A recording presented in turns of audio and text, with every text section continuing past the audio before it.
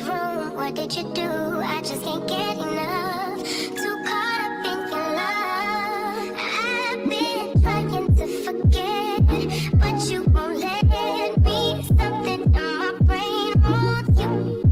I've been thinking of myself, asking for help, but nothing seems to work on you.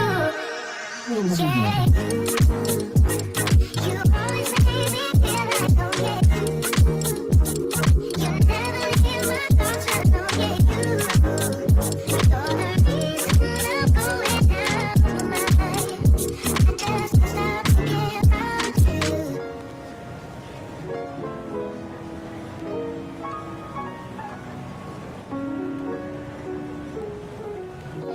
All that I crave when you're away, nights are sleepless. Do we need space? Yeah, maybe you're brave, boy, you're my weakness. Giving we take, the love that we make, it's my favorite drug. Too caught up in your love. I've been trying to forget, but you won't let me. Something in my brain wants you. I've been thinking of myself, asking for help, but nothing seems to work on you. Yeah. You always make me feel like, oh yeah. You never leave my thoughts, I know, yeah, you. You're the reason I'm going out of my mind. I just can't stop thinking about you.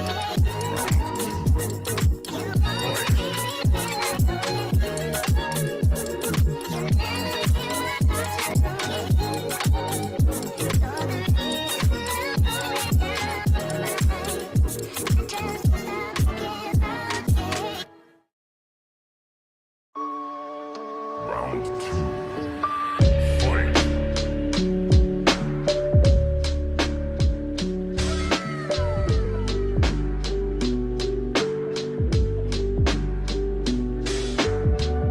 Round two.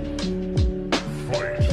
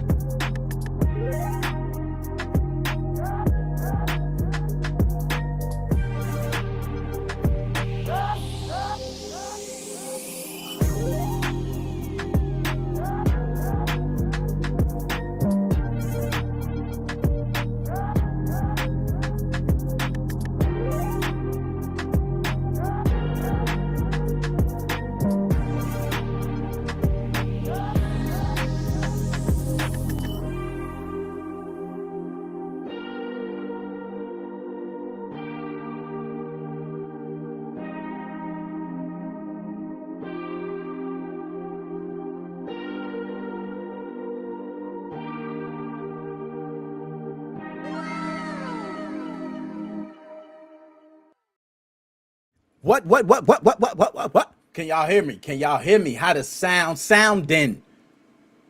How to sounding? Let me get to this damn chat, man. Get to this damn chat. I'm so hype. I'm drinking right before I got on stream. What up? What up, man? Yo, I don't know why the stream element. Let me make sure Twitch ain't bugging out. Because I don't know why the hell it got that title there. That ain't the title of the stream. So stop it. Stop it. We work too hard. It's too much. What executive producing, show producer, rundown, script writer, everything. We do everything. Editing. I mean, come on. All right. All right, there we go. Let's check the content. Boom, boom, boom. Stream manager. So what's going on with the title? Okay. It's good now. It's good now. I don't know what the hell happened. We're going to make sure this is not branded content. So we're going to make sure to change that. Bow. We're good. We're also on TikTok right now. We should be live across multiple platforms. Thank you, Shane. Sound is good. Shane, dap me up. Harry Knuckles and all. What's going on? All the way from Melbourne, Australia. Yo, October when you get here, man. You know how we do.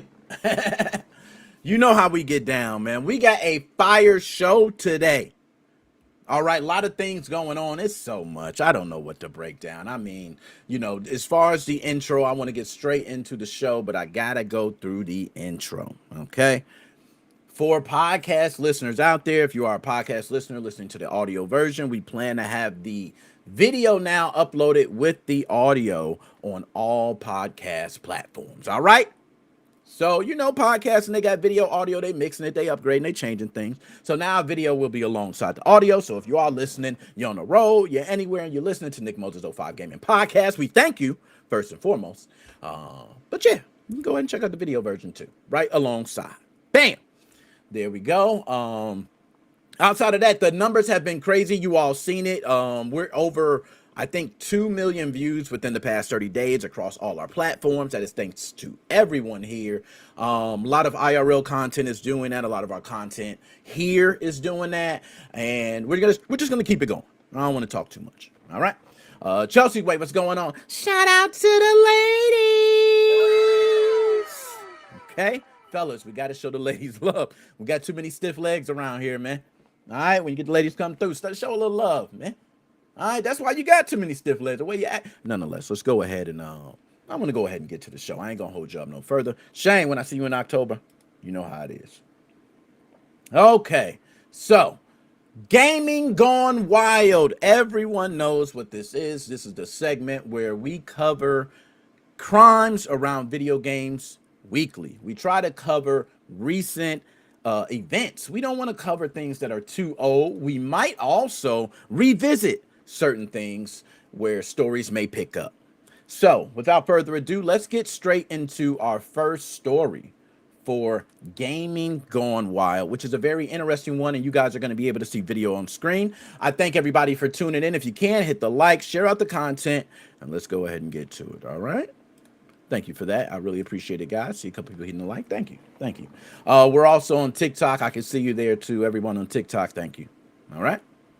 So you guys should be able to see the video on screen now, right? Gonna make sure we got everything set up perfectly here. So I think we're good. I think we're pretty good. At approximately 3:40 in the damn morning on Monday, July 6th, an alarm went off at 8-Bit Retro Video Games. Now, for those who don't know what that is, it's a locally owned vintage gaming store on Cerrillos Road, all right? The store owner arrived within minutes and reportedly found a shattered window and a shirtless man standing behind the damn counter. We are not joking. Yes, a shirtless man behind the counter. It's nasty work. Police identified the man as 22-year-old Nathaniel Carter. Now, according to court documents, the owner confronted Carter and tried to stop him from leaving. The owner picked his nuts up and stepped in front of the criminal, very bold. The two wrestled inside the store before Carter managed to break free, run outside, and escape in a Subaru SUV.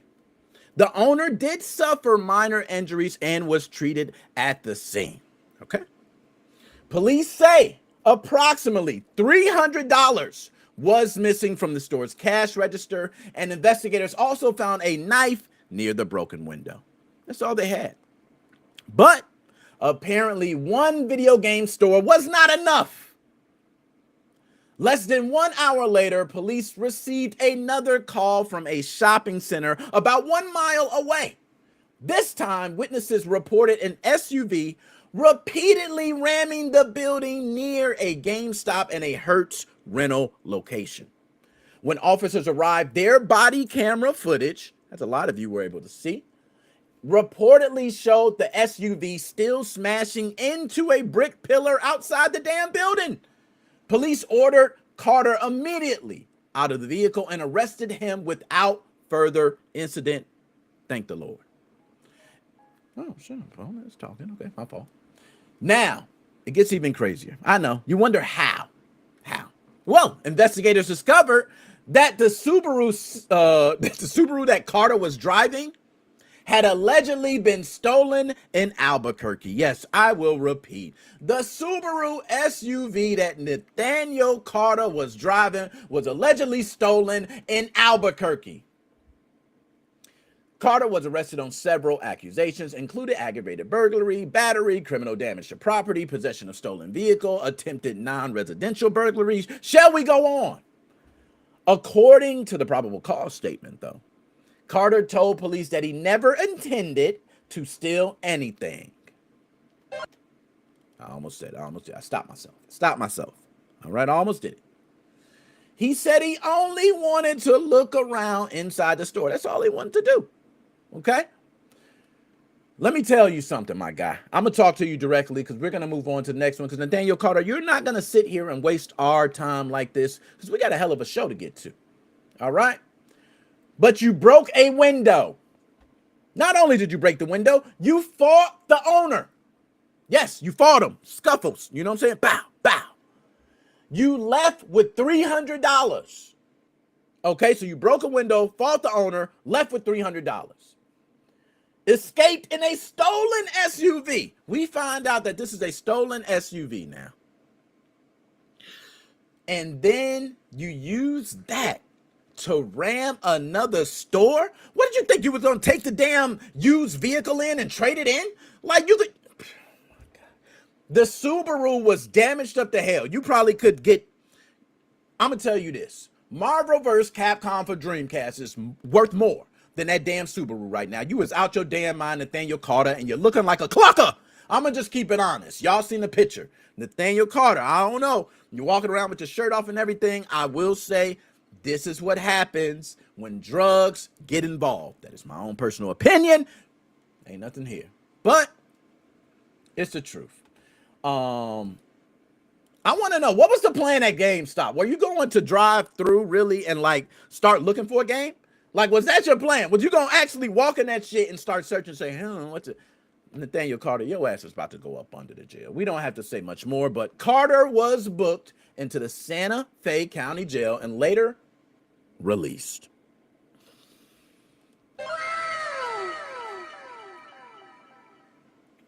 Prosecutors initially dismissed the cases without prejudice, which means the charges can still be filed again. All right. The district attorney's office says the cases have not been declined and that prosecutors expect to refile after receiving additional evidence, including police video, surveillance footage, the stolen vehicle report, and damage estimates from both stores. I want to ask this. How come, you know what? I ain't going to do that to you. Nathaniel Carter. I don't know how you got out, but they let you out on bail. I don't know how the hell that happened, but I can tell you this. A lot of people, they keep behind bars until that investigation's finished. But for you, good luck to you. Kudos. The investigation remains active, but one thing's already clear with this whole entire thing. This man turned the whole Cerrillos Road into a damn block party, y'all. Like, I don't know what the hell he was on. Nathaniel Carter, you're walking around with your shirt off, fighting the owner, then driving a stolen damn SUV to another store and ramming it. We're done with you, sir. Let's go ahead and let's move on to the next one. It's not much more we got to say. Nathaniel Carter's 22 years old. He's young. Everybody know we were 22. When you were 22, you felt like you were invincible. You had your whole life in front of you. You felt like at 22, you could beat anybody up. At 22, I was smarter than everybody. I was smarter than my parents. Everybody at 22. I knew it all. Oh yeah, I was working a basic warehouse job at the time, right? But guess what? I was smarter than everybody. You couldn't tell me a damn thing. That's just 22-year-olds. So Nathaniel Carter was hyped up off of something, I can tell you that. 22 years old with a young, wild mind. My man went crazy. Simple as that. Now, I do want to get to the chat. Yeah, that's a sorry excuse and a really bad lie from Chelsea's way. I do agree.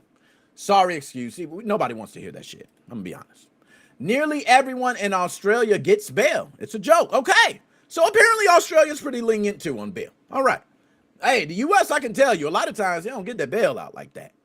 Okay, they usually hold back, but they, people are entitled to bail. So he got out on bail. And they're still, I think they are going to come forward with charges later, but we know what's going to happen. They're not going to find him. He's going to flee somewhere. Okay. So let's go ahead. My fault. Let's move on to the next story. I'm not going to bother with Nathaniel Carter anymore. Okay. We're done with Nathaniel Carter. There's nothing else we need to say about him. I mean, seriously. Okay. Wow. Wow. Wow. Wow. This is the start. This is how we start the video, huh? Okay. Woo. All right. So, second story gets much darker, folks. It serves as a warning of how relationships can form inside a game and can move into the real world. So you better pay attention. 37-year-old Amber Graham was a mother from Spring Hill, Tennessee. According to her friends, Amber had developed a relationship with a man she met while playing Call of Duty. In June, Amber reportedly traveled more than 500 miles to Cleveland, Ohio to meet him in person. She brought her 8-year-old daughter with her, despite friends saying not to make the trip.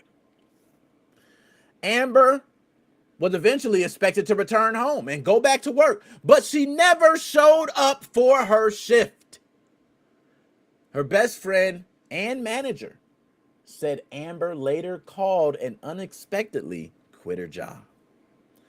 During that call, her friend reportedly heard a man in the background screaming at Amber before taking over the conversation. That became the last time Amber's friends heard from her, period. July 1st, Amber's 8-year-old daughter was found alone near a Cleveland fire station. You hear me? Her 8-year-old daughter was found alone near a Cleveland fire station. The child appeared physically unharmed and had her grandmother's phone number inside of her pocket. She was placed in the care of CPS. For those who do not know, that is Child Protective Services. Amber's friends immediately knew something was wrong. They reportedly used the gaming screen name of the man Amber had been communicating with to track down the address where they believed she had been staying. Authorities went to a home on hope I'm pronouncing this correct. They went to a home on Bosworth Road in Cleveland, and that was on July 3rd. Amber was found unalive outside the property with her body covered with a sheet. 1 week later, U.S. Marshals and Cleveland Police SWAT returned to the same address looking for 43-year-old Matthew Hensley. Authorities said Hensley was a convicted offender. We got to watch our monetization. Who had been wanted for approximately 2 months for failing to register his address. He was also wanted in connection with additional allegations involving unlawful conduct with an underage person. When officers searched the home, they reportedly discovered Hensley hiding inside a concealed space. This space was built behind a cabinet, bench, and a wall, believe it or not. He was taken into custody without incident. Police records list Hensley as an involved person in the investigation surrounding Amber's unaliving. However, investigators have not charged him with her death. Authorities have not publicly confirmed that he was the man that Amber originally met through Call of Duty. So they want to confirm that first. They want to make sure that Hensley is the same guy that Amber has been speaking with in Call of Duty. The medical examiner is still working to determine Amber's official cause and manner of unaliving. But Cleveland police say those findings are going to help determine whether the case becomes a criminal investigation. Now, for many of us Online gaming is where friendships begin. I'm gonna be honest. A lot of us start talking with friends and gain a lot of friends. And I've seen people travel. I've even seen stories of people meeting their Xbox Live friends for over a decade. So a lot of online relationships do lead to great things, but it also can lead to something much darker. People play together every night, talk about their lives, eventually feel like you know everybody and you trust each other. But a gamer tag, a microphone, and months of late night conversations do not tell you if somebody's gonna stick you up, just hold you hostage inside their home, kidnap you, take you, do things to you you don't want to have done to you. I'm serious. I've been when dial-up first started and we had AOL chat rooms, and I can tell you, you think things are dark now. There was not as much monitoring going on.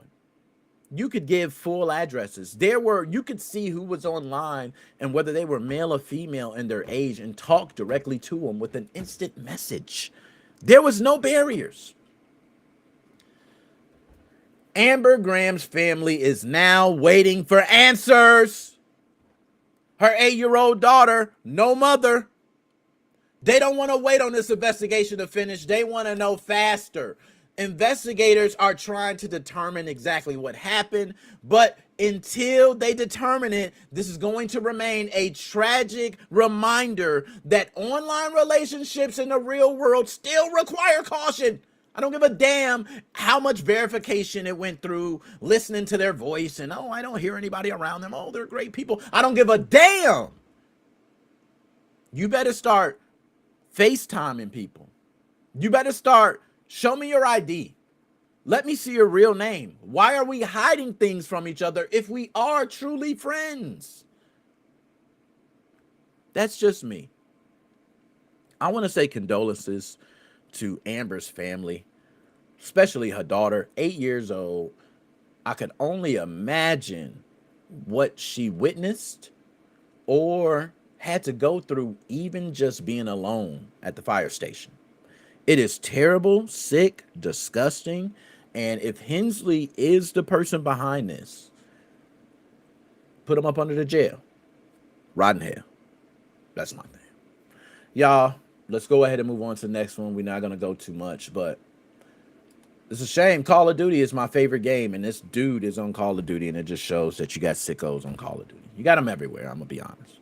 Let's move on to the next story. All right, that's how we do. We get straight to it, man. We can't stay on stories too long. We got to get through the show. We got a time or two, okay? So, third story takes us to Baton Rouge, Louisiana, y'all, where police say a stolen PlayStation 5 led to an alleged setup. 8 gunshots, attempted unaliving, and finally an arrest 11 months later. Yes, 11 months later. This is a sad one.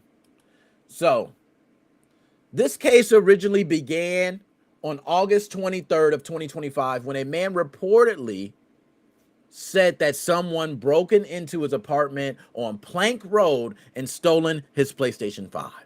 Okay? Yes, broken into his home and stolen his PlayStation 5. We all know how many crimes have happened recently, specifically over PlayStation 5s. And me being a black male, I feel like I have to be the first one to address this. It is damn near an epidemic like Jordans in the hood. If they see you with a PlayStation 5 box, people would damn near try to hit you up for it. It is serious. I'm just going to say it. Okay? But after the apartment management office allowed him to review the surveillance footage, right? So he goes and reviews it. The victim reportedly recognized the suspect as his own damn neighbor. Yeah, his own neighbor did it. Okay?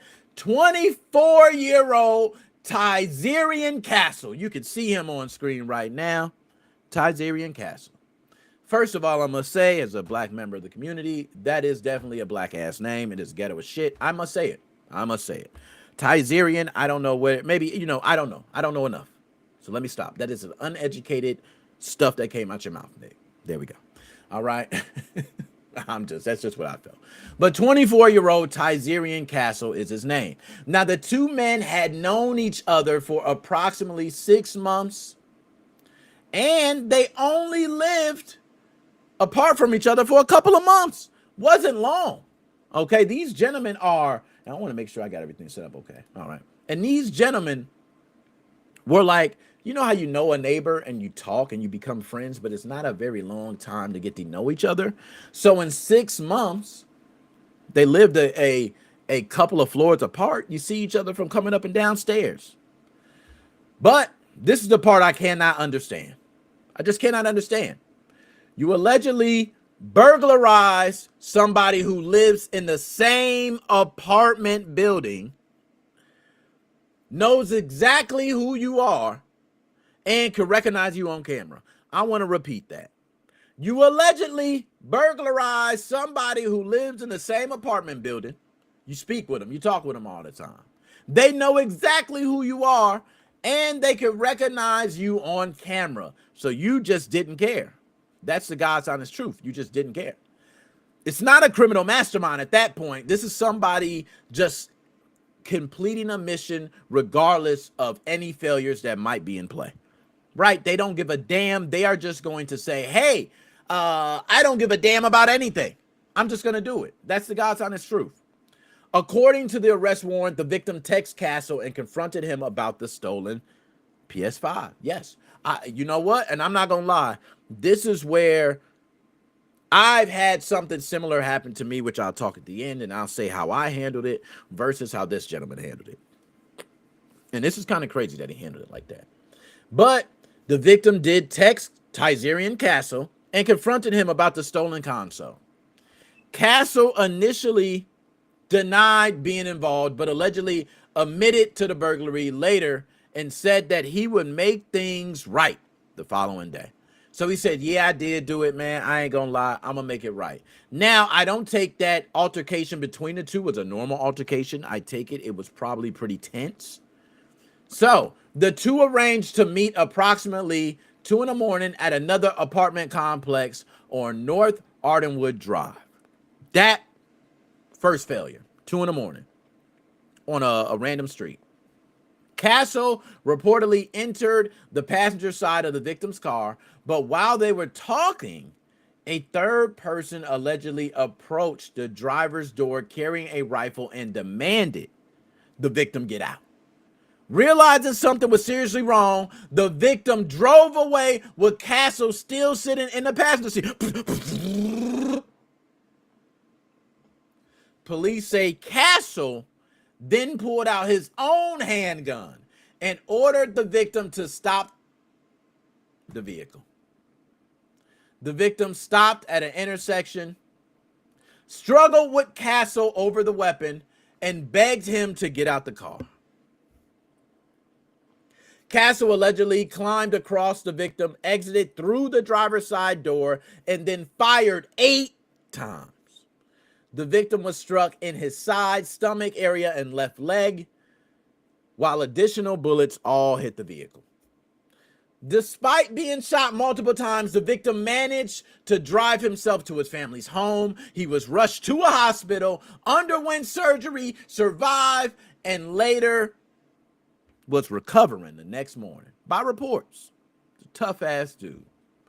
Police publicly identified Castle as a wanted fugitive in September 2025, but July 9th, yes, of 2026, Baton Rouge police announced they had finally caught Tizerian Castle, and he is now arrested.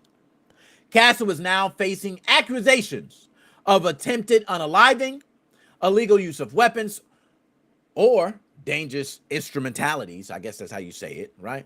Aggravated criminal damage to property. And let's be clear about something. This wasn't simply an argument over a damn PlayStation 5. This was about disrespect. This was about a guy just, recklessly stealing in a neighborhood. And if you live in that neighborhood, I feel worried about everyone else that lives within that neighborhood. Okay? And we're going to go ahead. I do want to move on, but I wanted to say something like this happened to me as well, as I've suffered break-ins. I've been in the hood, man, and I had to get it how I go. And some break-ins, I did act stupid. There were certain ones I went to people's homes and I was knocking on doors, and yes, dumb. But I can tell you, there was one time I had a break-in happen, and everything was gone. I didn't have anything. I mean, the only thing they didn't do was go into the children's room. I was told by a kid who, yes, I did pay the kid. In the hood, you got to get it how you get it. And I'm always smart thinking ahead. Kids will say anything, just pay them a couple dollars, give them a video game, and they're good, right? So he told me who stole my stuff. He pointed to the group, and I actually found out who it was. And I thought about doing something, but to be honest, he was around a group of guys. I'm dolo most of the times where I go. I got family, I got brothers and everything, but I usually do things alone. And I didn't want to do anything. I thought about my family, what could happen, right? And I didn't do anything. Charged it to the game. My stuff is stolen and moved. That's what you do. Get out the hood. That's what I did, man. You know what I mean? Because if I keep going that route, something's going to eventually happen to me as well. Let's go ahead and get on to the next story. All right, here we go. We're doing great. We're great on time, too. This one is a bunch of ignorant bastards, and I'm sure you guys are going to love this. So, since June 4th, police investigated 7 separate incidents connected to urban air location in Lawrenceville that was temporarily closed for renovations. Y'all, teenagers are something else, man. I need to be serious for a second. June 4th, police investigated 7 separate incidents connected to urban air locations, an urban air location in Lawrenceville that was temporarily closed for renovations. Now, according to investigators, videos circulating on social media encourage people to enter urban air locations after closing, use the arcade games and attractions, and also, in some cases, tear the damn property up. Yes, they damaged the property. And apparently, enough people watched those videos and thought, you know, I should try that too. I'm going to record it as well, and I'm going to go ahead and self-snitch. Why not? It is 2026, the year of self-snitch. Police say 15 people between the ages of 15 and 20 were taken into custody. 11 suspects were publicly identified, while the names of 4 juveniles were withheld because of their ages. Possible charges vary by person. Okay, so police listed offenses including loitering and prowling, criminal trespass, burglary, vandalism, and tons of other related charges. We can go down the laundry list. Body camera footage from one incident reportedly shows a 17-year-old telling officers that he climbed onto the damn roof because he had seen someone do it in a TikTok video. Yes, he did the same thing. Now, of course, I believe he lying about he's seen it. He ain't seen nobody climb that roof in a TikTok video. He did that shit on his own. All right? But this may be one of the worst explanations I've ever heard someone give to police. I seen it on a TikTok video. That shit don't work. Anything you say can and will be used against you. And I seen it on a TikTok video is what you say. It's the dumbest shit you could have said, young man. But you're a teenager. What can I expect? Now, I know I'm standing on top of a closed business at night, officer. But please understand, views in the algorithm outweigh law. So therefore, I will take the charge. It's the dumbest shit I heard in my life. We got to do something with these young guys, man. All right, and I love my teenagers out there, all right? I love my teenagers. My teenagers I'm representing today, okay? They out there, they smart. They are real smart. But you got a lot of them that are cooked, as they say. They are cooked. Their brain is literally like we used to watch that old commercial with the old iron pan and 2 cracked eggs. And yeah, this is your brain. That's them. So this is what happened when you see a 35-second video and decide my life is going to depend on it. Okay? They never showed a police report in that 35-second video. They never showed them running at the end. They never showed them when the police catch them and beat their ass. Yes, police do hit the body cam buttons. I seen it. Pow, pow, pow, pow, pow. Turn it back on. Oh, I'm sorry. When I went down, my button went off. It happens. So, breaking into an arcade after hours is not some super cool secret level shit you figured out, bro. Like, I don't know what it is. You're not getting unlimited free play there either. Like, because you're there after hours. So it's not like everything is just, oh, it's all unlocked and we got it. Oh my goodness, this is like Wally World being open to us. No, it's not that. You are committing burglary while recording the evidence of yourself. Young man, you are the dumbest of the dumb. And I understand how clout chasing nowadays and recording yourself doing crimes is a new thing. But I come from the era, well, if you had somebody with a camera, and this was even your homie caught one. You brought a camera. Sit. Your homie caught one. Bow! Straight to the face. You do not bring a camera and get us all in trouble. Police have warned for a long time about these type of challenges, pranks, whatever you want to call them, but doesn't stop these criminals. Nope. I'm going to break into an urban air and, what the hell? It's an urban air. Bro, you're sliding across a zip line and jumping into a bunch of foam. Wow. This is crazy, man. Ab, what's going on? Dap me up, Harry Knuckles and all. That's my dog, Ab. For those who don't know, pay some respects to my dog, too. Thank everybody for tuning in. We got multiple platforms. I want you to go ahead and share out and like the content. It's not too much more to say about these young whippersnappers, man. All right, the answer for all this is to start whooping ass at home. I know we got away from whooping ass, and I do understand whooping ass is not the answer, right? But for certain kids, you must implement the whoop ass. Okay, like at a certain point, whoop ass needs to be entered. At a certain point, I don't know. Maybe that's me. Okay, all right, I'm gonna stop. That's my old archaic thinking, Nick. You gotta wait. You gotta use your mental, Nick. Stop whooping ass. I know. I just know when you give a good ass whooping, sometimes things change. That's my fault.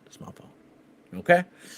Nonetheless, y'all, the internet may reward these kids with views and clicks, but the police is gonna reward them with gun butts and nightsticks. It's just a real. And y'all, that is gaming gone wild.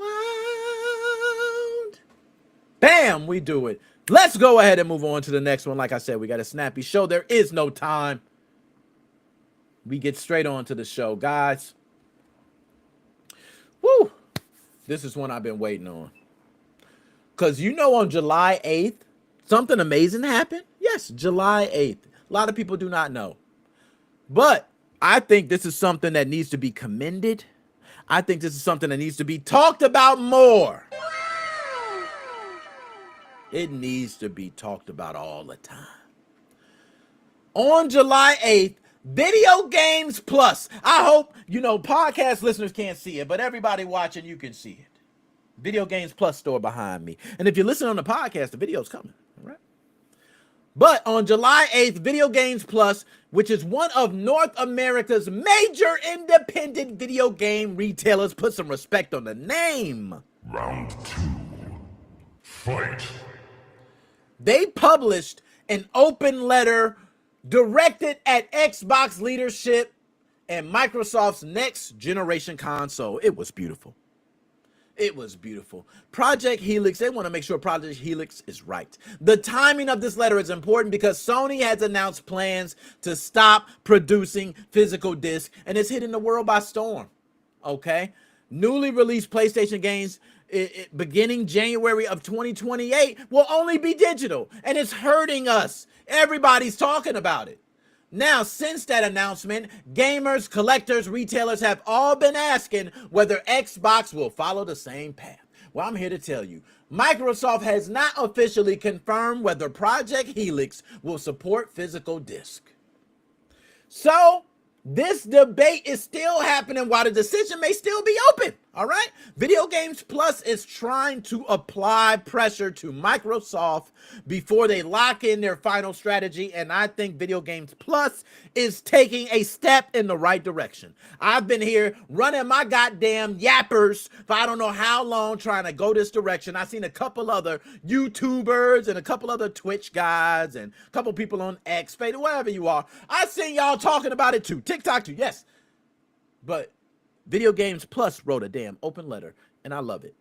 Now, the retailer encouraged Microsoft to make physical games a core part of Project Helix. They argued that there is still a dedicated audience that values collecting, preserving, lending, trading, and truly possessing the games they purchase. Yes, that is major. I think all those, well said. Let's just go through that again. They value collecting, preserving, lending, trading, and truly possessing the games that they purchase. Now, that is the heart of the argument for Video Games Plus. For me, that is not the heart of the argument. The heart of the argument for me is more digital ownership. So I'm more of a guy who's fighting for the digital ownership, where I do want a lot of the physical ownership to stay, and I do want a little more rights there, but I think digital ownership is the forefront we need to be fighting, and everybody needs to be fighting strictly digital ownership, digital ownership, digital ownership, digital ownership. Now, physical games do not outsell digital games. I agree to that, okay? I will concede to that. But I do think physical games deserve a place in the market still. All right. Digital games, very convenient. Okay. You can buy something from your couch. I got it. You buy it from your couch. You're eating your little Cheetos or whatever, and you buy it. You download it immediately, and you never have to swap a disc. Hell, you can keep the other game that you were playing before in there, the other disc. I got it. I understand. Understand completely. You never have to swap a disc. You're the man. Congrats. Dap me up, dude. But millions of gamers prefer disc. No, I ain't gonna lie. I ain't gonna say millions of gamers. I might be going overboard, okay? But millions of gamers prefer the digital experience. I'm gonna keep it honest. Millions of gamers prefer the digital experience. Because I, at one point, must say myself, I turned over. Yes, I was a dirty dog buying nothing but digital, and I changed. If I can change, you can change too. Today. It's not too late. Okay? We let those other millions of gamers do their digital experience. We'll let them have that. But the problem begins when digital stops being one option and it becomes the only option. And then watch all the digital people start coming out crying. Oh my goodness, why is the game so much? I can't go anywhere else and get it. Oh, I can't buy it in this country. Oh, why won't they release it at the same time in this country as everywhere else? Oh my goodness, when I download it from here, it's only got this update, but over here they get this one. Why are they censoring this from me, but so-and-so? Well, if you had a physical version, you get all that shit. Video Games Plus also reminded Microsoft of one of the biggest mistakes in Xbox history. Let's talk about it. And we all know what it is. If you don't know what it is, you should know what it is. And you could probably say it right damn now. In 2013, Microsoft introduced that goddamn Xbox One with restrictions involving used games, sharing, and offline play, all needing to be connected to some damn online interface. The shit was shit. I want to say it again. You know what? I got to change. My fault. I wasn't supposed to be swearing like that. My fault. Mama, sorry. Sorry. But the Xbox One came with a lot of restrictions. You didn't have offline play. It was, you had to be online only. That shit was nasty work, Microsoft. That was nasty work, Microsoft. You took away sharing. Matter of fact, Microsoft, you were Sony before Sony. I'm glad Video Game Plus put this open letter out there. You need to respond. Okay? So I don't think you coming at Sony throwing your little meme out there. That shit was weak. It was weak sauce. Okay? Sony, of course, everybody know what Sony responded when they did that. Sony responded with now the famous, infamous PlayStation used game instructional video where, you know, I think he showed the person handing a PlayStation 4 disc to another person, and it was like, this is how we share games, and he handed the disc to him. You know. But it was their point of shitting on Microsoft and Xbox, right? So Microsoft calls themselves trying to get back at Sony. Oh, we got your back. No, you didn't, because you were trying to do this way before. We're not dumb. So that was the entire joke. But Microsoft needed pages of policies to explain the damn system, while Sony needed one person to hand over a game. That was a mistake you made in 2013, Microsoft.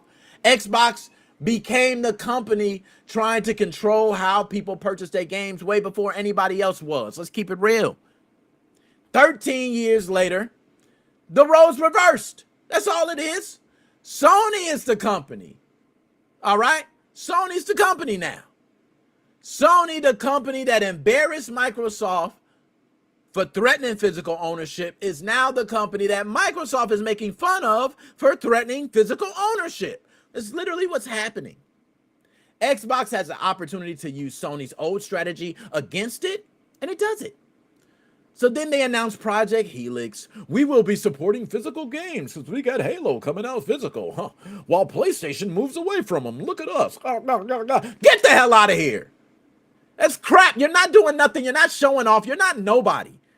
Like, literally, I hate when companies try to do that.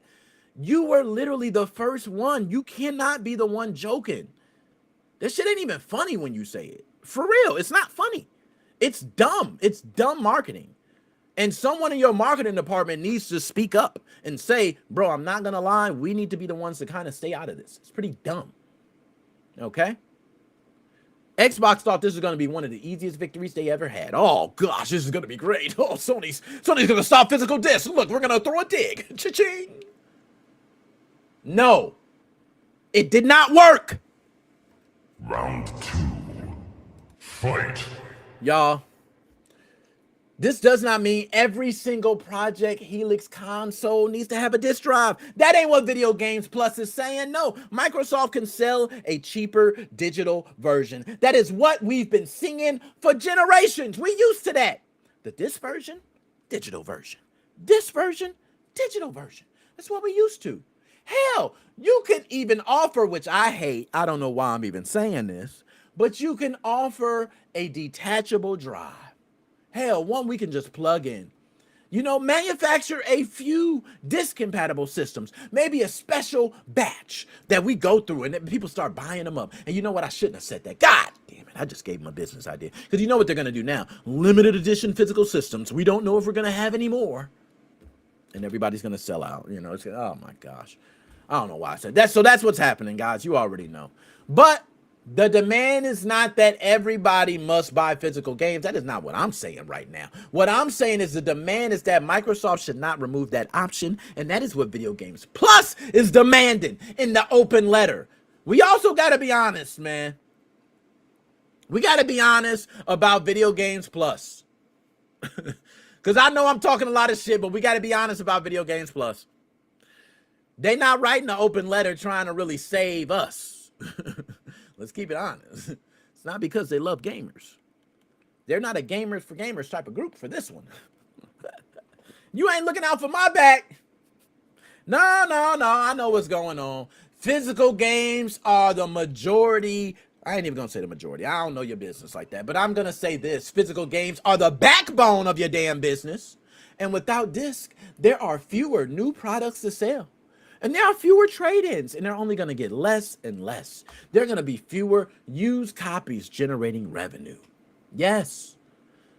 Video Games Plus is not the only company that will have an open letter. Mark my words, you will see a few open letters come. Okay? Video Games Plus is presenting its own business interests as a fight for consumer rights. And you know what? I'm not even mad at it. Because I understand it is... Two fights can be for the same reason, and that's what Video Games Plus is doing, right? They're like, hey, we're all fighting the same fight. You consumers and us, we're fighting the same fight. And that's what they're doing. I think it's pretty smart. Now, they're only trying to protect their business. Let's keep it real. They're not really for consumers. I'm going to just keep it real with you, Video Games Plus. You're not. You're not caring about consumers. You're only giving a damn if somebody gonna bring a trade in or not, or if somebody's gonna buy a new game from your company. Because if they don't, that's when you lose your business. So your main concern is your business. It's not us. Stop lying. Okay? But I understand why you're doing it. It's business. It's a smart move. But both things can be true, right? Two things can be true at the same time. They could be caring about their business and they could be, wanting consumers to get it. A physical game can be sold, traded, loaned to a friend, or handed down to someone else. How does that sound to y'all? You can finish a game and recover part of your money for selling it. How does that sound to y'all? Okay, I'm preaching right now. Parents can purchase cheaper used copies for their kids. How that sound to y'all? And collectors can preserve older titles after they disappear from storefronts. How does that sound to y'all? Ooh, boy, I'm preaching to y'all. You can't do none of that shit with digital. You can't do none of it with a digital purchase. When physical games disappear, guess what's going to happen? You do not only lose new game physical sales, you're going to lose the pipeline. The pipeline that creates the used game and retro game market. You lose it. That affects GameStop, Video Games Plus. All right, many independent retailers, collectors, and customers who depend on cheaper secondhand copies. And I want to ask you guys something. For many years since I've been a little kid, I've been able to take my damn console and go somewhere and trade it in. I've been able to take games I have and go somewhere and trade it in. And they've been able to take those systems, those games, and resell them to other people. And other people were able to experience the same thing that I experienced, while the company was able to make a profit only by being the middleman. It's a beautiful system where multiple people benefit. Now I want to take you to a new system. A system where one server you go into. You go into that server, you make your purchase, you get your game, and that's it. You download it and you're ready to play. You do it all on the couch. You don't speak to nobody. You don't see anybody. Hell, you damn near don't even see AI. That's it. Y'all, this is nasty.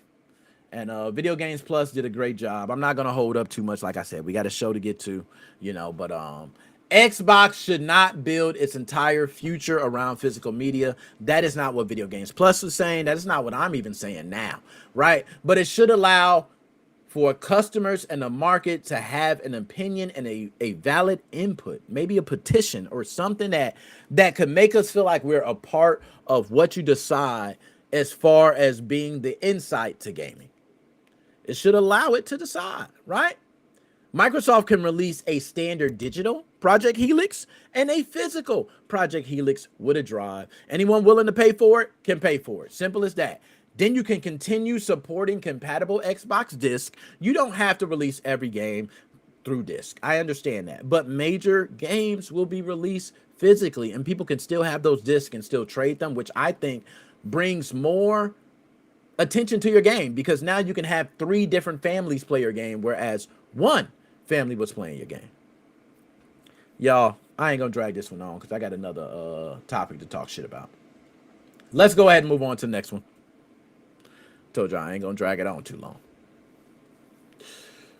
This one's pretty major because this week the European Union, EU, a lot of people like to say, but I think, what is the full thing? I think it's the European Union Consumer Protection, right?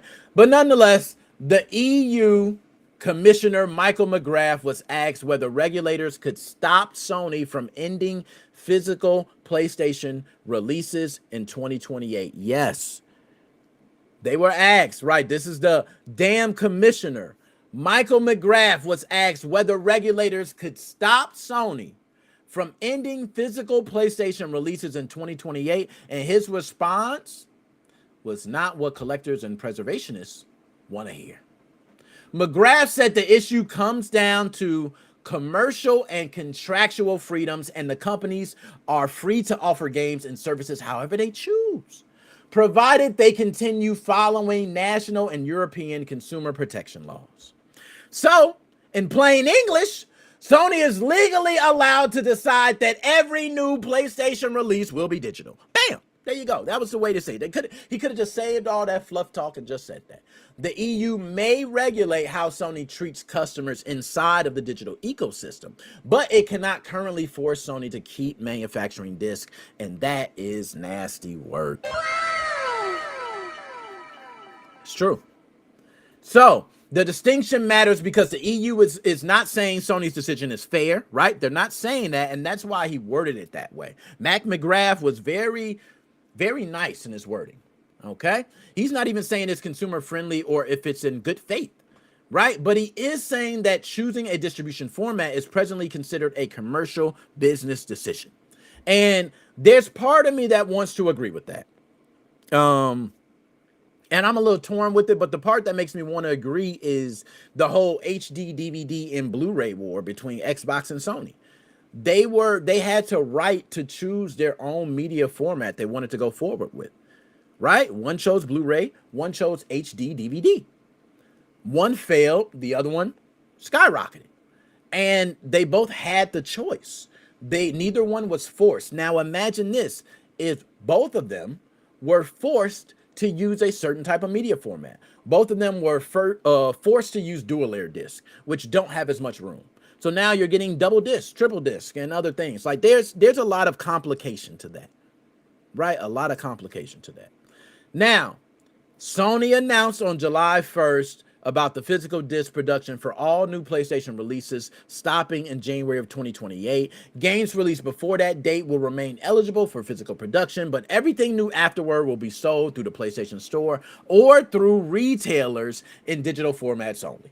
So Sony says this reflects changing consumer preferences, which everybody's been seeing. Most people have been purchasing digital, with approximately 80% of its full game sales already coming from digital purchases. All right. So the problem is that the majority preference and complete consumer choice are not the same thing. Even if 4 out of every 5 purchases are digital, yes. So even if 4 out of 5 are digital, you still have one that wants physical. So I think that one still represents a lot of people when you start breaking down numbers. Like 1 out of 5, that's 20%. 20% of people would still want physical media. That is a huge market of people. Okay? They're buying used games. They're trading games after they complete them. This is a 20% market. Right? So the Don't Kill the Disc petition that a lot of people have already seen. I don't know if people have seen it, but if you have not, it's a petition that has already passed 250,000 damn signatures. Sony looks at those numbers and conclude that the financial benefits of controlling digital distribution outweighs the anger from you assholes. That's plain and simple. We don't care. We want your ducats. The money outweighs the anger. It don't matter about your frustration, because guess what's going to happen? 80% is going to buy, which means profit. And the other 20% are going to cry, and 10% will turn around. That's the way Sony feels. The EU response also arrived shortly after another consumer rights battle involving the Stop Destroying Video Games initiative, right? That campaign collected 1,294,188 verified damn signatures, asking the European Commission to address games becoming permanently unplayable after the publisher shut down essential servers. The crew, I'm talking to you. On June 16th, the commission declined to propose an immediate legal requirement forcing publishers to keep every discontinued game playable, partly because existing European copyright laws give right holders exclusive control over their creations. So they can do what they want. They can shut that shit down and ain't nothing you can do about it. However, it would be inaccurate to say the EU simply rejected the campaign. That would be inaccurate of me. All right, they ain't do that and walk away. The commission said it plans to bring publishers and consumer representatives together before the end of 2026 to develop an industry code of conduct for handling the game's end of life. Round 2. Fight. I'm gonna tell you, that's some bullshit right there. You gotta get what no, they gonna tell you what they want to make the shit publish. I'm gonna tell you something right now. Publishers and developers, a lot of them, when the games are digital, they are going to be receiving more revenue. If you make it physical, I'm going to be honest, they are not going to see, and I don't think the revenue change for developers and publishers is much. Like, I don't think it's vastly that much a piece of the pie, but I will say it will vary, because when you start producing physical discs, you do have to take manufacturer costs. right? Which means you're going to be taking a portion of cost and giving it to somewhere else. Investors get less money. Investors run the whole, let's be honest, investors run the whole ship, bro. All right? I might as well say shit. They do. They simply do. Okay, digital content laws, they are eyeing that. They got people, hey, buddy, what's going on? Here's a couple. I ain't gonna say much else. All right, but nonetheless, it has been emphasized that consumers may already qualify for refunds. That is something that I've been hearing already, and I'm glad to hear that.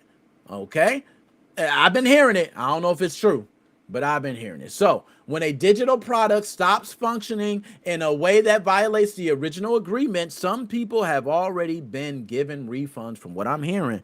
But it's a good sign that you still may get a refund.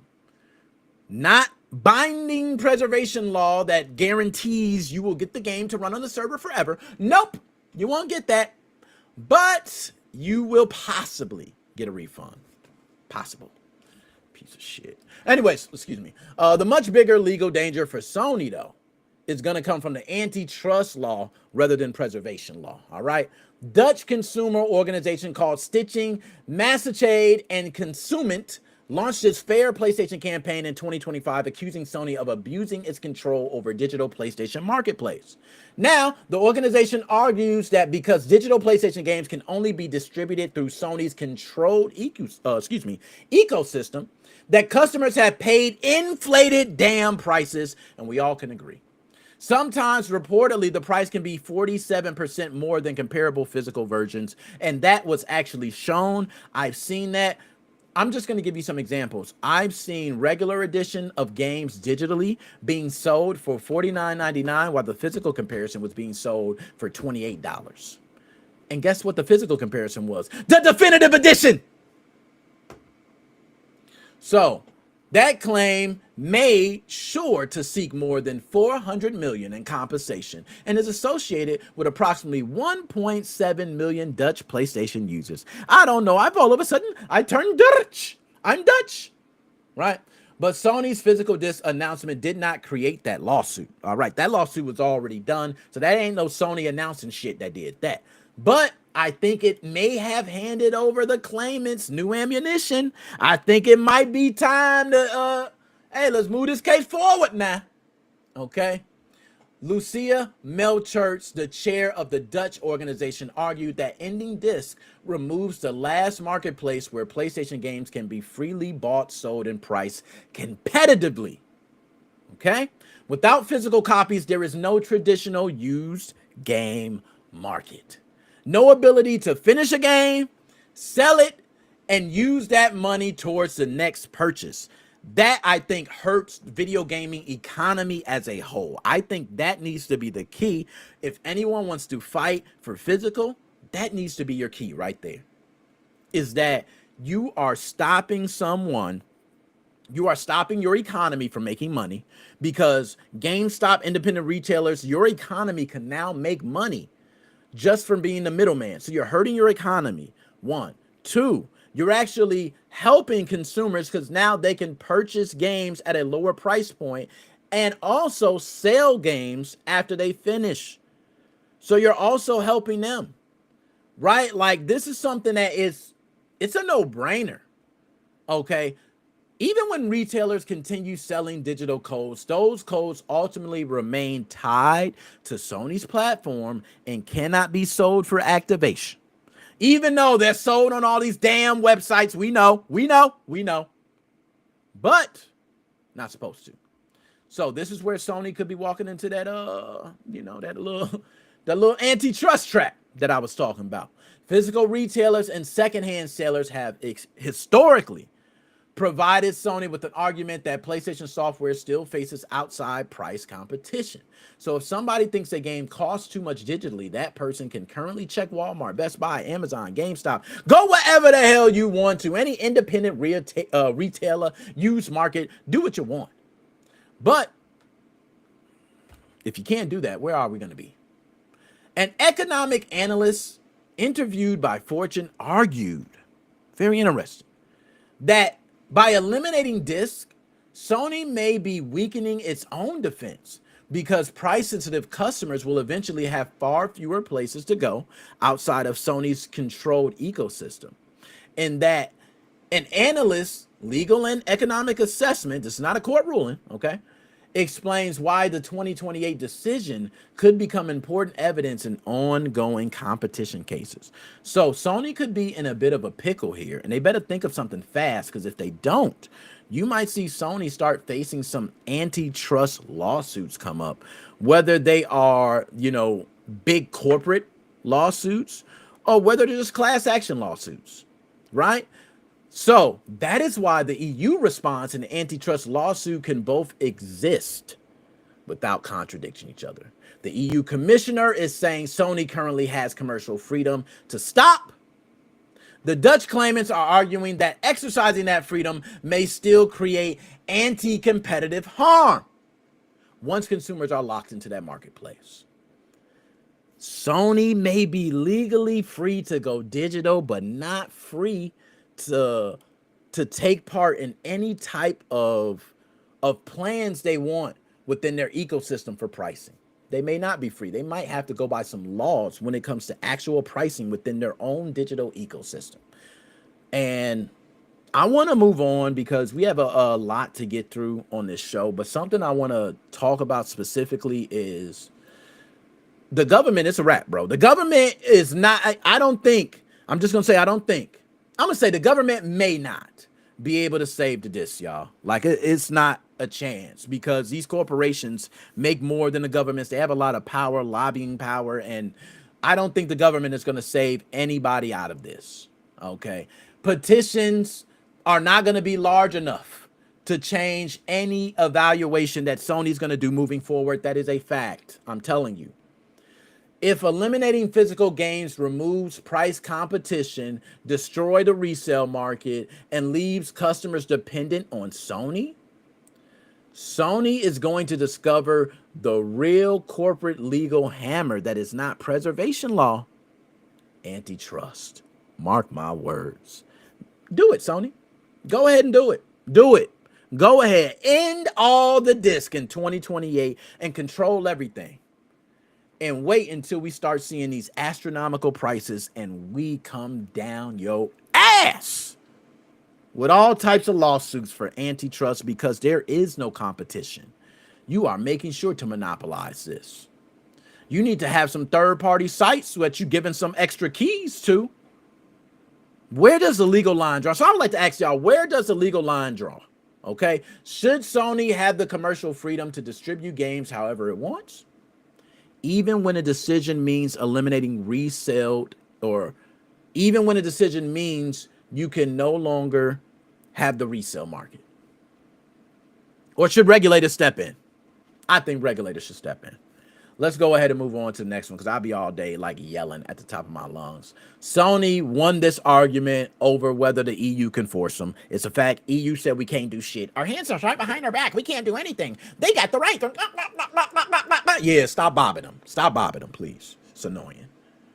It's fucking annoying. Excuse me. Pardon me. See, I get mad. I get mad, man. Let's go ahead and move on to the next one, because I get real mad. Oh, yeah. Hey, hey, hey, hey, hey. Y'all know what time it is, y'all. This is Dude, I Got the Munchies. One of my favorite segments, one of our most viral segments as well, where we cover left-hand cigarette foods. Yes, gamer foods, fat boy foods. I can't stop without getting my sweets before I eat. You know what I'm saying? Type of segment. We got to make sure we cover left-hand cigarette foods the best way we can. All right? We cover viral foods every week. And without further ado, let's go ahead and get to our first one, because this is Dude, I Got the Munchies. Oh, I like that. Hopefully I get this right. All right, there we go. Okay, hopefully. Let's get this one removed. Let's remove this.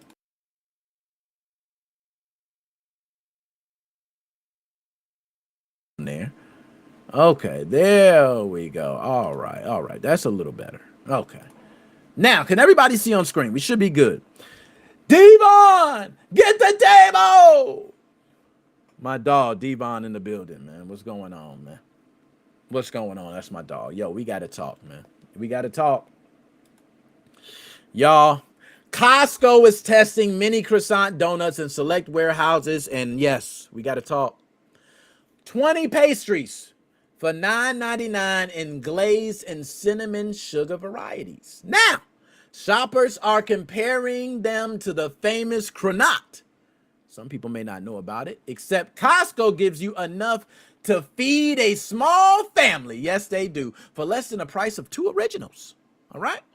Reviews are mixed. Some people love them, and there's others that are calling them dry as hell. Okay, I'm gonna be honest. Some people are saying it's dry as hell.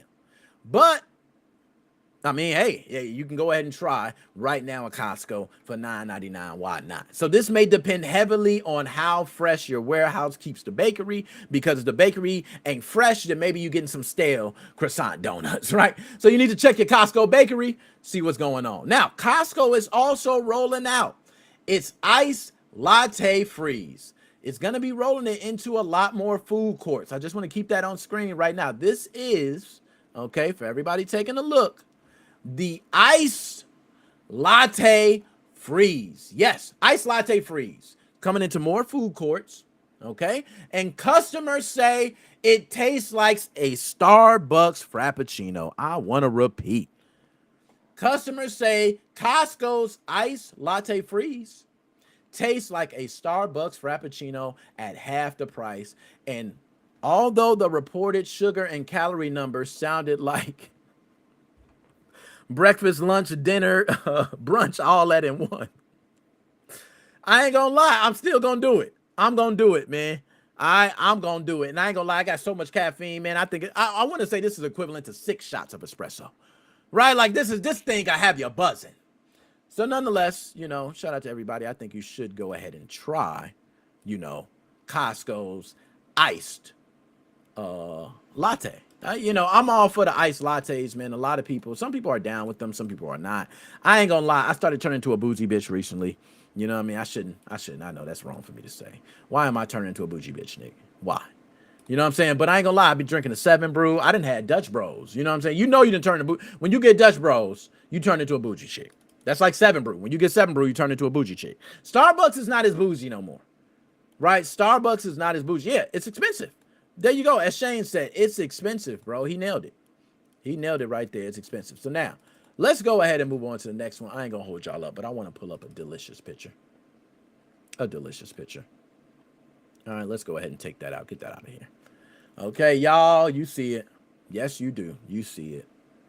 You see it, you see it, you see it. Oh, my Lord. I almost can't talk. Almost speechless. I just made myself home. Is this right now in the store? Y'all, Bluebell is celebrating National Ice Cream Month with a limited edition chocolate lava cake flavor featuring vanilla ice cream, chocolate cake pieces, chocolate sundae sauce, and a dark chocolate fudge swirl. Some fans are disappointed that the base is vanilla instead of chocolate. I've heard some people complain. I don't even know why you're complaining. You need to be happy you got it. Vanilla ice cream is exactly what you would normally put on top of a hot lava cake. You don't know. That's why you said that. That's why you said that. So I understand the decision. I am with you, Bluebell. We are here. Okay, we are here. Now, it is available in pints and half gallons for a limited time. Sounds like the kind of ice cream where you open a container for 2 scoops and next thing you know it's gone. I've been there. You're crying over your ex. I've never done that, by the way. But, and you get the ice cream out, you just take a big, and you will have this for dinner. Yes. Okay. 5 minutes, you're scraping the bottoms. Y'all, how do y'all feel about the Bluebell chocolate lava cake? Would you give it a try? I'm not gonna lie, it's fire. I can tell you, I haven't even tried it yet. It's fire. What do we even need to talk about? New chocolate lava cake ice cream from Bluebell. Holla to you. Move on to the next one. Let's go. Like I told you, we got to get to it. I took a little long on the other ones, but I'm back. I'm back though. My fault, y'all. I'm tripping. I'm tripping. We back. Okay. There we go. Okay. So who is this? Oh man, come on, man. Hold on. I gotta do this, y'all. You know what I mean? We live, man. My man hit it when we live. Hold on. Where's the do not disturb? I got to do it now. I wasn't going to do it. I wasn't going to do not disturb, but I'm going to do it now. All right, there we go. Right. My man, we live. My man just hit me up and called me, but we live. We live. He know we live. Okay. That's DJ C Money for those who don't know. Anyways, y'all see this. I couldn't wait to talk about this, man. I couldn't wait.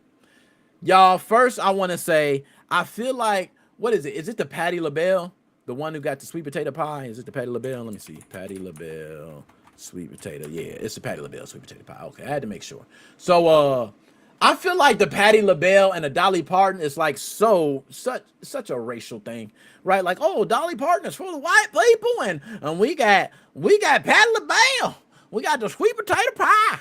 Oh yeah. Like, I feel like that's where it went, right? But nonetheless, I eat them both, so I'm with it. Okay, I'm with them both. Dolly Parton has 3 new frozen cookie and custard desserts hitting stores, and I'm not gonna lie, they look delicious, and I will be trying them. Okay, we have banana cream, chocolate mud pie, and vanilla shortbread. Okay, each box includes 4 individual cups that you thaw overnight in the refrigerator, with custard cookies, whipped topping, and even more cookie pieces piled on top. Now, chocolate mud pie is obviously my type of jam, as you know, with the last one, right? Like, I ain't got to say more. But banana cream sounds like a banana pudding frozen snack dream. I cannot lie. And Dolly already has music, movies, cookware, comfort food, everything. So she's slowly just taking this by storm. So I got to shout her out. Dolly Parton, keep doing your thing. For everybody, how do you feel about the cookies and custard? Will you go try this? I've never had a cookies and custard before, but I'm not going to lie, it looks delicious. And you can see down below, Dolly Parton, yes, the 250th anniversary sugar cookies. She's been doing a thing, kind of 4th of July related too. So Dolly, do your thug dizzle. All right? Nonetheless, let's go ahead and move on to the next one. Oh, man, we are killing it. This next one I'm so happy about. I'm so happy about this next one. Y'all, finally, man. What sounds I got? I got to find some sounds. I'm giving this to Wolfpack, y'all. Yo. We got the Ida Crispers. How long it's been? They finally brought them back. Now they is my friend. All right, there we go. Shut the hell up. How do I shut this up? Oh, my bad. There we go. Okay. But y'all, after being discontinued around 3 years ago, I was hurt. A lot of people were hurt. There was even a petition to bring it back.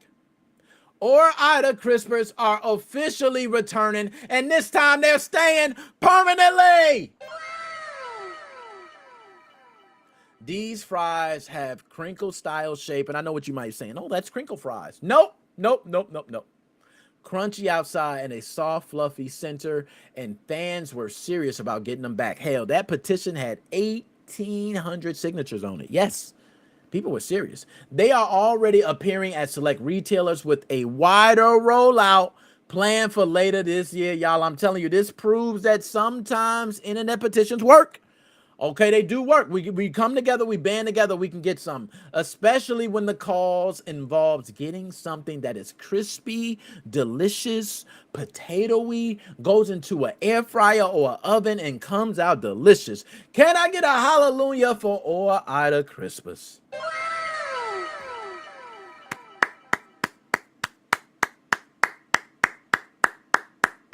Beautiful. Big shout out to Ab too. Ab is clipping it up, man. Ab, whatever game you want, man. Just tell me, bro. You can pick 2. Pick 2. You know what I'm saying? Ab, you can get whatever, man. Hey, it's up to you, man. Whatever you want. You know what I'm saying? What you want me to do the joint and then get you? You get first dibs. You know what I'm saying? You get out. No, I'm just playing. Stop. That was off record. I don't know why I did that on record. That was off record. Ab, I wouldn't push. Anyway, let's go ahead and move on to the next one, all right? Because I ain't got no more to say. Ida Crispers, we already know. How do y'all feel about Ida's Crispers? How do y'all feel? We know how I feel, okay? We know how I feel. Bam, oh, jam, oh, jam. Oh, this one, it ain't gonna let me add the image. Let's do a better image, right? We'll do this one. Okay, that works. And let's do this image. That one works. Beautiful image. I like this one. All right, so we're going to put this image up on screen. right now. No, no, no, no, no, no, no, no. Don't try to do me. Do TV. Don't do me. Do TV. Don't play with it. All right, there we go. This image worked. Bye, yeah. Okay. So there we go. That's a lot better. So y'all, Shane looks like hot chips. Yo, I know what you're talking about. Pringles has created 7.5-inch potato-based hot dog buns. Yes, they have. I know. Pringles has created 7.5-inch potato-based hot dog buns designed. This shit sounds so stupid. I don't know what. But nonetheless, 7.5-inch potato-based hot dog buns designed to fit inside an actual Pringles can. And they come in sour cream and onion, barbecue and honey mustard flavors.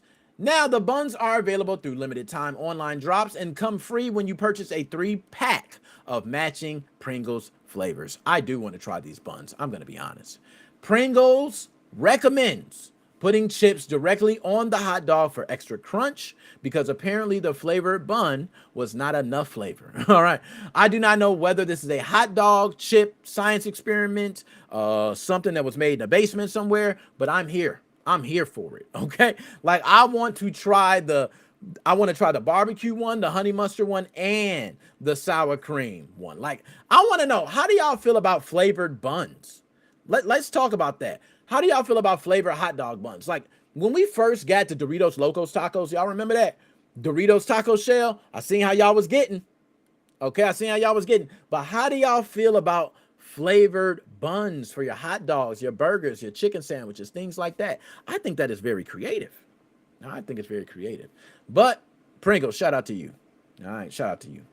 Let's go ahead and move on to the next one. All right, there we go. Bam. Ooh, oh, jam. That shit look good. I ain't gonna lie, man. I hope they don't mess it up. But this is big. This is big news, y'all. Reese's Pieces is getting its first major U.S. update in 10 years, bro. 10 years. And Reese's Pieces is like addicting. It's one of my favorite candies. And the fact they're changing it, I'm kind of, hey, you better watch it. Okay? But Reese's Pieces is getting its first major U.S. update in 10 years with a new version built around a crispy chocolate cookie center. Each piece has the cookie crunch with the signature Reese's peanut butter flavor and the classic candy shell. And the new pouches launched nationwide on July 17th. And I don't know how I feel. I'm a little torn, okay? This is a smart upgrade because Reese's did not replace the peanut butter or completely reinvent the candy. So it's smart. But I mean, they just added another layer of chocolate crunch. Like we like the peanut butter in Reese's Pieces. The point is peanut butter, and you just added a cookie in it. I think you just destroyed it. Like for those, and I'm gonna just double down on this, and I'm gonna prove it to you, Reese's Pieces. M&M's has a peanut butter flavor. Majority of people who like M&M's do not typically like the peanut butter flavor, but the people who like M&M peanut butter. The people who like M&M peanut butter flavor the best don't want to mess with they M&M peanut butter flavor. They don't want nothing to happen with they peanut butter and they M&Ms. It's the same thing with a Reese's Pieces. You don't mess with the peanut butter. So, I don't think this is going to do well, but Reese's Pieces used to be dangerous at the movie theater, bro. Like, you go through a whole box. You know what I'm saying? Like some sunflower seed. You know what I mean? But now they turned into bite-sized peanut butter cookies. So I don't know how I feel. How do y'all feel about the Reese's Pieces new flavor with the chocolate cookie center? How do y'all feel? And that, y'all, is Dude, I Got the Munchies. Bam. Let's go ahead and get on to the next one. We almost done. I got to hurry up and get through this, y'all. I was supposed to be a lot quicker. That was my fault. I'm actually behind on the show. So I might try to run through this a little quicker. Indie game of the week. For those who do not know, some people on Twitch actually seen me play this, but game of the week, y'all. Ascend to Zero. That is the game of the week, okay? Ascend to Zero is a time-bending action roguelike developed by Flyway Games and published by Krafton, Okay. I received, yes, me, okay. I got to say it again. I received early access and spent some time playing it live.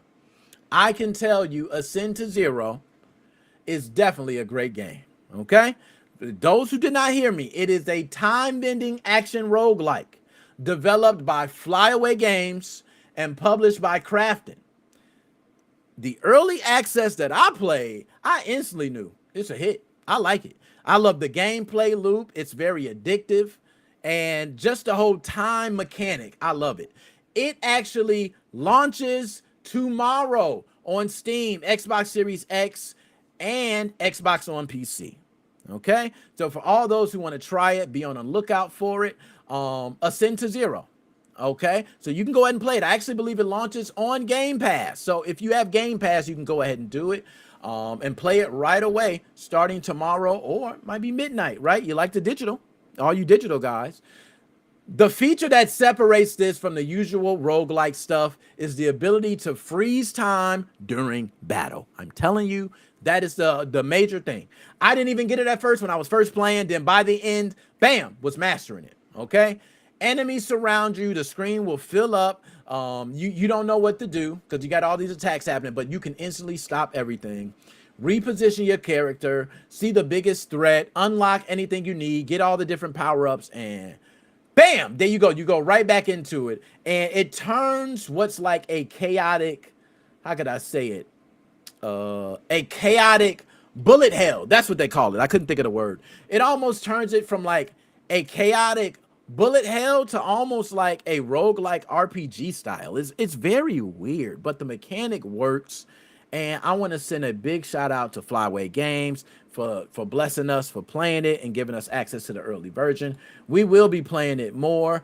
The other twist that I did not mention is that you only got 30 seconds. I probably should have said that first. Yes, when you're freezing time, you only have 30 seconds to finish the entire stage. So you only have 30 seconds to save humanity. Just think about it like that. From a mechanical invasion, you're defeating powerful enemies. You can reclaim time on some portions, right, to extend the run, but there is very little downtime because you are constantly fighting.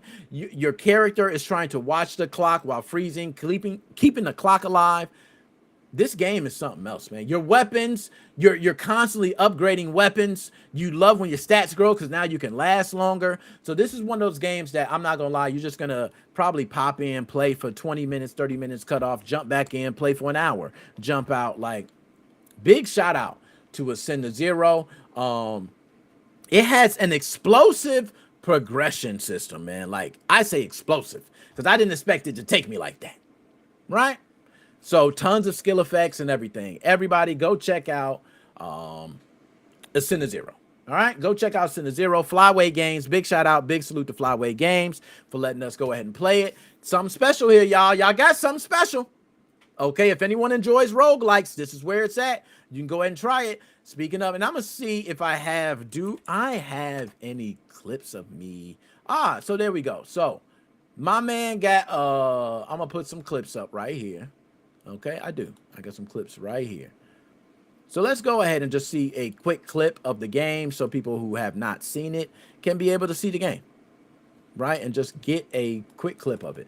I'm going to go ahead and I'll share the screen. So you guys should be seeing the screen along with me. Okay. Share screen. And there we go. Twitch. All right. So I'm going to play. They want 36. Oh my. So this is me playing it. And you see right now I have time frozen. I'm going to try to do this because I really need it. Yeah, time's frozen. I'm going through unlocking everything. I got like 9.59 seconds. I'm at, what is that, level 2,000 and something? So I'm like leveling up like crazy. You see all the different things I'm going through, trying to figure out like what's the best thing for me to do, right? Like notice, I get all the way there. Boss monsters. I don't know what to do, bro. I'm so underpowered on all of them. Have no idea what to do. So what does Nick do? Nick decides to go all the way back. And I know you did not do this, Nick, for real. Hold on, let's see what I did. So there we go. Bam, froze time again. Got him. Oh, well, I'm dead. Look, I only got 0.48 seconds left. I'm just not strong enough. That's it. I'm done. Finito. That's it. I can go somewhere else. Once I start it again, it's done. I don't have any time to do anything. 0.4 seconds left. And I actually boosted it up to 45 seconds. Y'all see that? So let's stop sharing. Game is amazing, man. So nonetheless, big shout out. Big shout out. Big shout out. Ascend 0.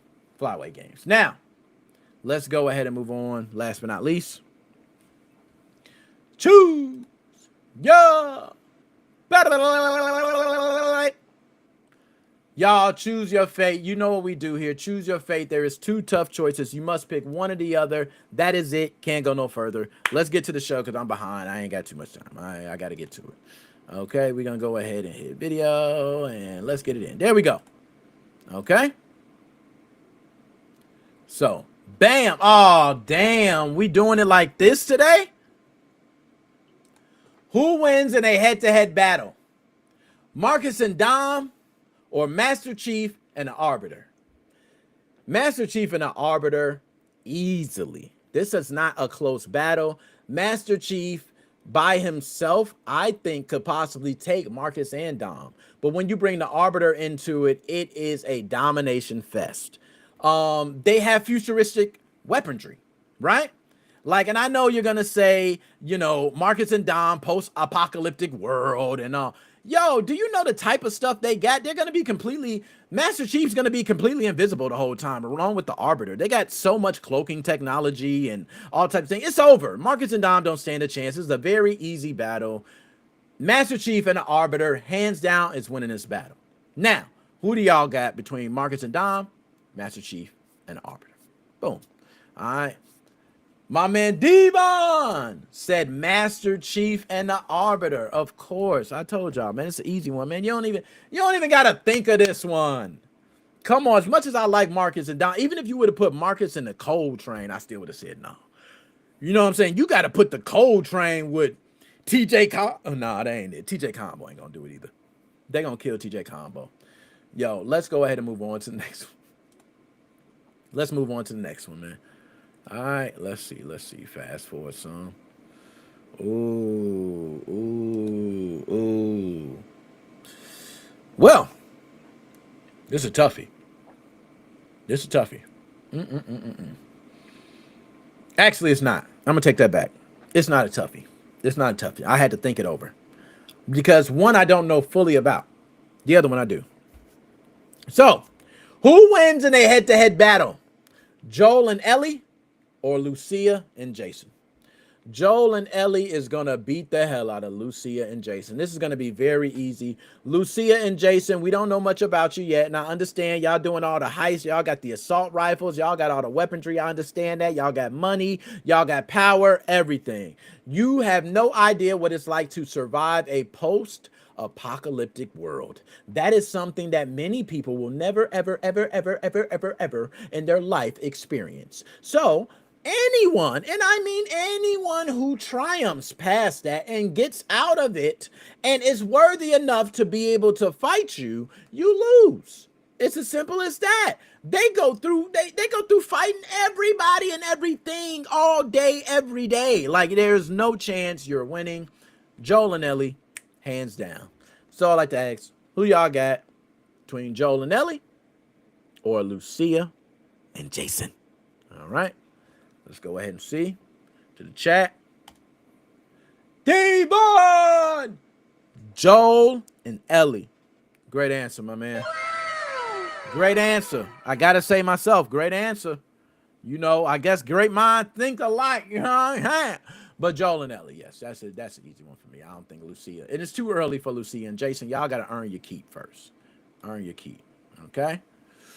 Ooh, and you're right. I do agree with that one. Survival skills are gonna win. You know, you can have all that money and all that, but they've been surviving, bro. Like, you ain't seen a chance.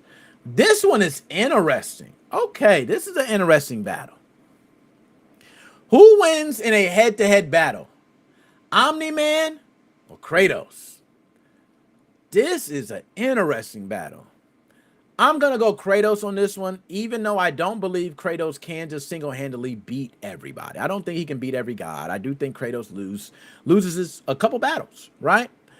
But for this one, Kratos is beating Omni-Man.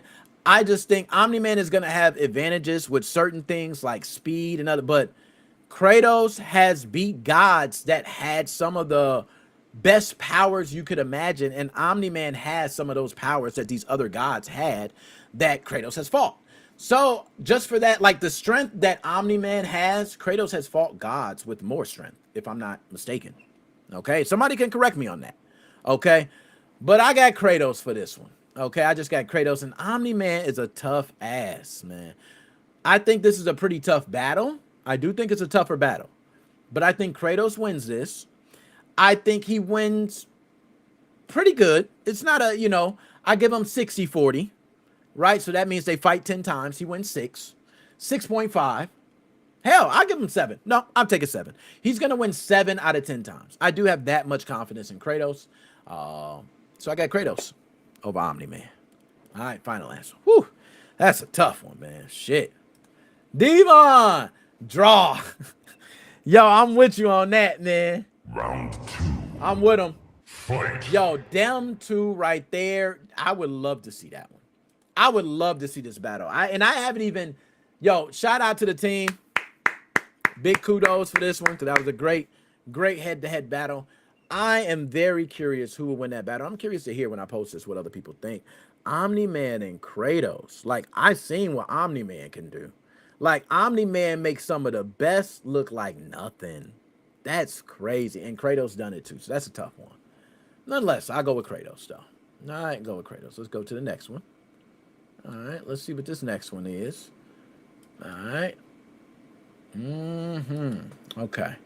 Okay, I think I got my answer for this one. Who wins in a head-to-head battle? Doomslayer or Space Marine Titus? I'm going to go with Doomslayer. And I think Doomslayer pretty convincingly. I do think Space Marine Titus is very underrated. I think a lot of people would probably say he gets demolished in this battle. I don't think he gets demolished. I actually think it's a tougher battle than people think. But I do think if they fight 10 times, this is another 7 out of 10, where Doomslayer is winning 7 out of 10 times. And Doomslayer has the capability, to be honest, to win 8.59 out of 10 times. It's just the strength. He gets stronger as he fights, like healing and all types of things. It's just so much ahead of Space Marine Titus that I just do not think he stands a chance. So I have to say, hands down, this one to me goes to Doomslayer in a head-to-head battle. Both of them have similar builds. They're both very powerful. But if I have to go with one, I'm going with Doomslayer. Final answer. Get with it. What sound I got? All right, stop. Damn, shit. Okay. Devon, Doomslayer. Yeah, I go with that Doomslayer. And Space Marine ain't no punk. I ain't gonna act like Space Marine punk. And I'm not a Warhammer guy either. Like, I never ever watched a Warhammer cartoon series, played a Warhammer board game, anything. I have played Warhammer on the PlayStation. I ain't gonna lie. I played on the Xbox too. Your Warhammer games sometimes be going in. Them little action games, don't cap. The Warhammer action games be going in, but I got Doomslayer for this one. I do got Doomslayer. Let's go ahead and move on to the next one. All right, let's see what we're working with. Damn. Ooh, we getting spicy with it, y'all. Who wins in a head-to-head battle? Nightwing and Batman or Peter and Miles Morales, man? Peter and Miles Morales is winning this battle. And even though I feel like Batman is really like Batman's so underrated. I think Batman is one of the most underrated superheroes there is. And yes, superhero. He is so underrated. But I still have to say Peter and Miles simply because the superpowers. The superpowers are amazing between the two. I mean, dimension warping. We're talking next level. Like, pick up a whole tank. You know what I'm saying? Like, if you're picking up a tank and throwing it, then that strength alone, okay, is what's going to make Peter and Miles win this. There's fast strength. I can't say anything else. That's it. Because other than that, I like Nightwing and Batman. I do think when it comes to the mental side of it, they are going to win. Agility. I was gonna say agility. There we go. Agility. I was gonna say they win, but when it comes to Peter and Miles, I think they got it. I think they got it, man. So endurance, they might get. But one thing I would give to Batman and Nightwing is Batman mentally is so underrated that he could possibly figure out a weakness to everything Peter and Miles do. And if he could capitalize on it, they could possibly make it. But I just flat out, Peter and Miles, I got Peter and Miles, man. So, Devon, Batman. He said Batman and Nightwing, nothing beats intelligence. I ain't gonna lie, they got intelligence hands down. Like that is, they got that one. This one I think is a tougher battle than we think. I think Peter and Miles win 6 out of 10 times. So which means 40% of the time Nightwing and Batman would win. I get 60% to Peter and Miles. I might go 6.5. Might go 65%. Right? It's just me. It's a good one, though. That was a damn good one. I ain't even mad at that one. Like, that's nice. Who wins in a head-to-head battle? Isaac Clarke or Leon Kennedy? Very easy. Isaac Clarke beats the hell out of Leon Kennedy. Now, Leon Kennedy, you are, man, hey, military training and all that, man. You probably a beast where your side of town. But I don't think you met Isaac. You know what I'm saying? I don't think you met Isaac Clarke, man. This dude has been on a spaceship for I don't know how long, right? He's got all type of future weaponry. Okay? I don't know if you've seen his armor. The man has battled some of the craziest stuff. Now, you've battled some crazy stuff too, Leon. I ain't gonna hate on you. But I don't think you stand a chance against this man right here. Okay? So I'm single. This is very easy. Leon, you are going to get a mud hole stumped in your ass by Isaac Clarke. Final answer, Isaac wins in a head-to-head battle. Pow. Got it. All right. Now, what y'all got for that one? Boss claimed his game. Congratulations, boss, man. What I got for you, man? Good way to claim it. Good way to claim it. Armor suit versus armor vest. Literally. Like literally, that's what it is. You know what I'm saying? Like, it's no competition. You got a vest and then a full damn armor suit. Oh, but you got Isaac Clarke. I figured you got Isaac. You know what I'm saying? Like, that ain't even a competition. That ain't even a competition with that one. Now, who wins in a head-to-head battle? Sephiroth or Virgil? Damn, man, because y'all know, man, one of these guys I love so much. And I feel like I can't pick him because I feel like he would lose. But I'm going to pick him anyway. Sephiroth is going to win this battle. Yes, single-handedly going to win. He don't need no help. This is probably the toughest battle of all battles we have been over today. We are talking, the speed is going to be out of this world for this fight. Virgil is probably going to be the most worthy adversary Sephiroth is ever going to fight in his entire life. A lot of people will say he won't come out that battle victorious, but I'm sad to say to all of you that Sephiroth is very underestimated and he will win this battle. I'm not going to give you all the facts because I don't have many, but I will say Virgil's going to lose to Sephiroth because Sephiroth has something that Virgil does not have. Big nuts. Now, let's go to the chat.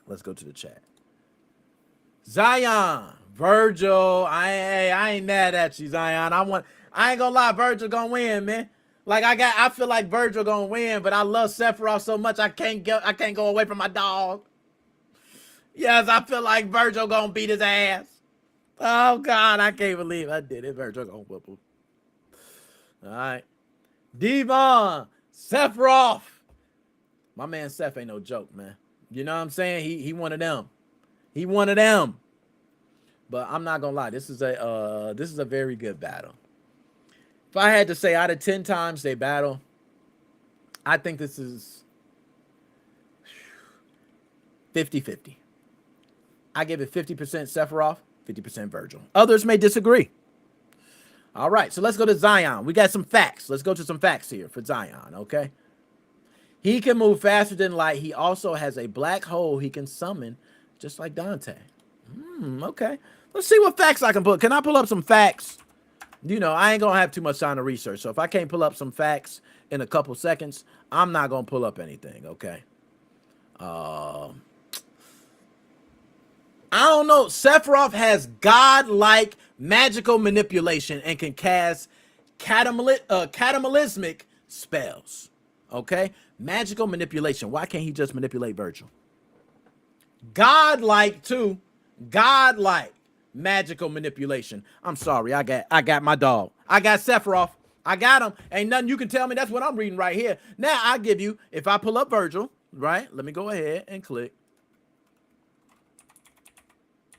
Right? Let me pull it up. Okay. Virgil, he got that damn dark katana. Okay. It slices through the fabric of space and dimensions, entirely bypassing a target's physical or magical durability. Damn. Dang. That should sound like it's going to kill everything. Okay. But still, he got magical manipulation. He going to boop. Got godlike too. So that's a battle. That's a battle. We got to. You know, we got to discuss it. That's the one. That's one. But nonetheless, we're going to move on. We're going to move on. We ain't going to keep talking, Zion. I said it. Nah, that was a good reason, though. You're right. He is fast. Oh, no, they didn't. No, they did not. Who wins in a head-to-head battle? Michael and Trevor or Arthur and John? Y'all, I'm sad to say, people gonna think I'm crazy for this. I got Michael and Trevor. Y'all. I'm sorry. And not even because of Michael. Y'all don't understand what a high, souped-up meth head is capable of. Trevor is going to destroy both of them, bro. He don't even need Michael. You could have put just Trevor over there. Do y'all know what the type of stuff that Trevor be doing? He's gonna be capable. Man, Trevor is going to walk in there with rocket launchers. He's going to have all the proximity mines and grenades, every type of assault. Right? Like, Trevor don't need Michael for this. He don't. Trevor's going to have enough methamphetamines to take him places that Arthur and John will never be able to go. This is very easy. Michael and Trevor. And Michael can just sit back in the cut and supply Trevor. Final answer. Michael and Trevor. And I love Arthur and John. They got the dead aim ability with it. Boom. But you don't understand. You could do that. And I think you could shoot Trevor in the head. He's going to be on methamphetamines. Like, he's still going. You know what I mean? That's just me. Ab, Michael and Trevor. I agree, man. I agree. That's Michael and Trevor, man. All day. Now, do we got any more? We ain't got no more, y'all. And that is choose your fate. Y'all, the show done went over like hell. I'm hungry, all that. So, yo, big salute to everybody there. Shout out to Ab. Ab, thank you for putting the clips up. Ab, I know I'm supposed to get to you. You've been the one. I've been, man, my mistake. I've been doing a lot. I seen your clips, though. Your clips are great. Ab, I know we want to talk cash and all that for clips right now. If you want any game, let me know what you want. You got people who have redeemed. If it's something else, we'll talk. I got to get my people who redeem first already. But, also, shout out to Devon, my dog. Shout out to Zion, man. Boss, man. I see you in the building. We got a lot of people who are in the cut. I'm not going to shout y'all out because I see y'all lurking. Shout out to y'all. Shane, I'm going to see you in October when you come. Big salute to Shane, all the way from Melbourne, Australia. When he comes into the States, I'll see you. We do the Thug Dizzle. I'm going to go live too, Shane, so we'll have you on the podcast. People love the IRL content, so Shane, it'd be great to have you on the podcast, man. And anybody else, I'm gonna say a couple other things too, but let me get my shout outs first. Dragon, big shout out to you, Dragon. Who else did I forget? There was a couple others on a couple other platforms. I forgot. I'm going all over the place. But nonetheless, before we get out of here, again, we're planning to be at Fan Expo Chicago in August and also Michigan Retro Game Expo. So if you want to hop, shout out Nick Moses 05 Gaming Podcast, holla at your boy. Other than that, y'all, I ain't gonna hold y'all up no further, y'all. It's your boy Nick Moses 05, Mo Fickety fam. Deuces to y'all, man. Appreciate y'all, man. I gotta